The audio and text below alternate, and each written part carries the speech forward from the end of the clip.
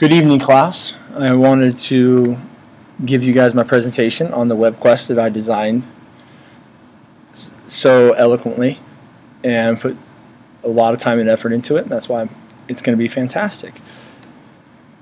Mine is the title is The Power of Swing Voters on the Election Outcome. It's a WebQuest for 12th graders, or 12th grade government class and or economics. It's designed by Jason Rath. There is my email address. So the introduction: the United States is getting ready to vote in the presidential election in November, and the outcome of the election is dependent upon swing voters and swing states. So therefore, political parties and politicians seem to care about contested congressional races and voters in swing states, only care.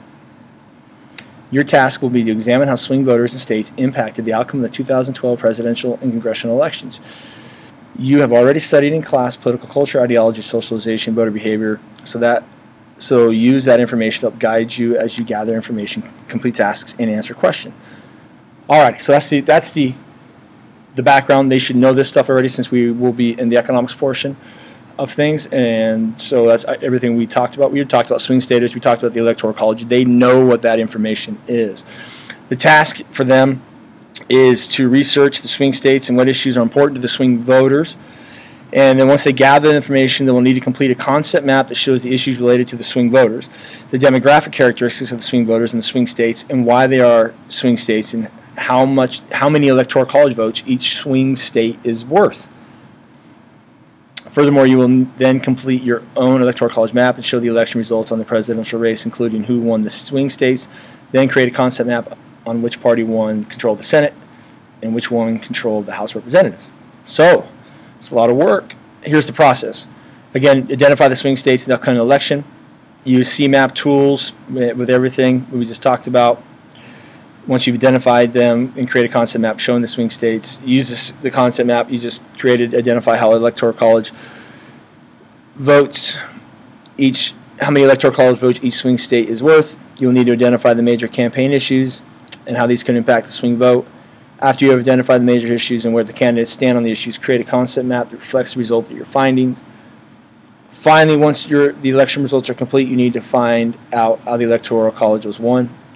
And then once all this information is collected, create a concept map about the House of Rep, the Senate, and a blank Electoral College map. I put on some resources. I used the New York Times political page, and let me show you what that looks like. I have to move this because it's here's it. It's an interactive page. It tells you the swing states and just what they're worth. And so these are big. You know, the one that's really going to decide the election is Florida and Ohio. The swing states are here in that yellow color, and that tells you right here the toss-up votes or the swing votes.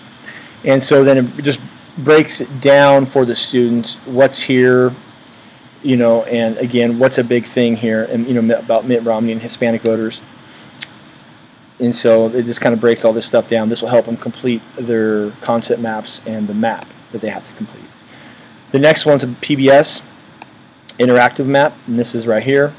Again, Senate races to watch. You got the Electoral College calculator you can click on right here, and it just kind of lets you, you know, what do they need to get, how many points is it worth, who wins this, or right now this is what they're predicting. Could be an interesting election. Romney could win the popular vote and Obama the Electoral College. Many people don't understand the Electoral College is what elects the president, not the popular vote. Then you go to Campaign 2012, which is done by C-SPAN, and that's this right here. And there's all kinds of, again, the Electoral College map and other information on here about presidential candidates and what's important to them. Again, this just breaks down. This gives like an overview of Electoral Colleges throughout history, the Electoral College map. And so it's a great little website to use to find information. Again, the road to the White House, the candidates.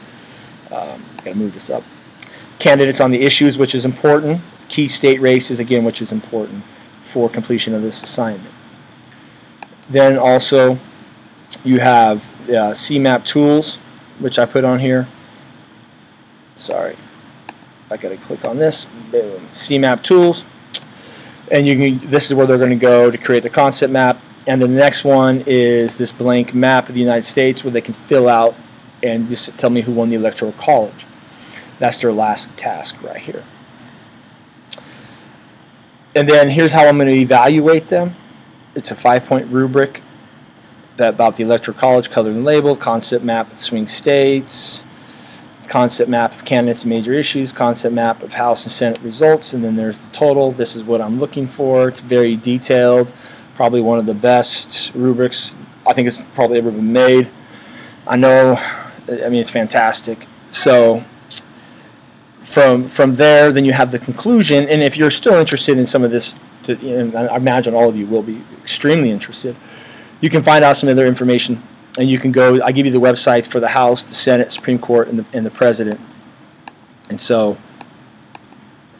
here's the website for that. The Senate, you can find out committees, who's the leader, what are they voting on. The U.S. Senate, same kind of thing, that the different committees, doesn't want to let me open it because that's just how the internet's rolling right now. Sweet. There's the Senate. Again, who's in what committee, who does what, who's important, who's the leaders. There's the Supreme Court. What cases are they looking at? What's on the docket? Who is the Supreme Court justices? Very important, since they are the ones that interpret the Constitution and define what our government is. And then one on the White House, which is going to have, stop it. Oh, you got to trust me that this one's on the White House. You got to, there we go, stop it. And then on here, you can do the administration, the cabinets, who they are, his White House staff, how important they are, the other executive offices of the president, what their jobs are, what they do, along with the President of the United States right now. And so there's those other resources. And for those of you who like humor, thanks to Robert, who evaluated my concept map, he said you should add some more things to it, such as cartoons. I thought it'd be best at the end. Here's a cartoon for you. Does the Electoral College have a football team? No, but that's a good one because a lot of people think that. Here's another cartoon, Path to the White House. You enter here, Electoral College, and then decisions, antiques, junk, because people say that the Electoral College is horrible, that we should use a district method like Maine and Nebraska. This has been a pleasure, and I know you guys have enjoyed my presentation, and it's been, I guess I'm done.